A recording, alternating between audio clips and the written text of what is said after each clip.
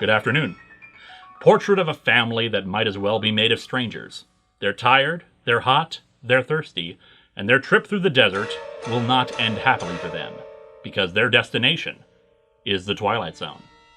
Husband and wife Carla and Stanley are lost in New Mexico. Stanley is intelligent and bookish, but Carla is shrewish and acerbic. And while Carla will find anything and everything to complain about when it comes to her husband, Stanley has a much easier time getting along with his stepdaughter Corky. Then again, Corky doesn't get along much with her mother either, so it's very easy for the two to like each other more. As the three continue their vain search of the highway, or at least someplace to get some water, they stumble upon what appears to be an abandoned house. The car finally dies outside the house, but what's stranger is that Corky's watch has stopped too. Inside, Carla finds no food in the fridge nor water in the faucets, but she does find a corpse in a closet. To be accurate, the body is still alive, but it's almost completely desiccated, dehydrated to the point that it's nearly dead. Soon, they are joined by Deputy Mathers from the nearby town, who came to investigate the absent owner of the house. Mathers is equally flummoxed by what's happened to the man,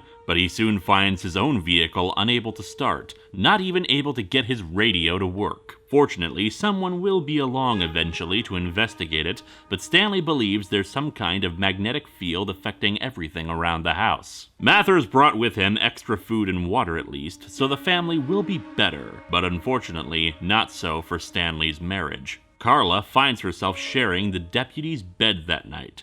But Stanley doesn't really care, especially when there's a greater issue afoot. A strange green hand at night, and the body now completely dead and exhausted of all water. Investigating further, they find a strange hole in the ground that could be the source of the magnetic field. But the answer to that is soon revealed that night. Deputy Mathers finds himself the victim of the creature, which makes its presence known. A giant monster similar to an African swamp toad. It hides in the earth, hibernating for long periods of time, then comes up to the surface once it rains enough to let it soak up some moisture, and get fresh water from living beings. The family boards up the house, but the creature gets in, murdering Carla. Corky encourages Stanley, with his background as a biologist, to come up with a way to fight it. And soon he does. A combination of a fan and a great deal of time to dry it out, finally destroying the hibernating creature with fire. Soon help arrives and the two remaining survivors are saved.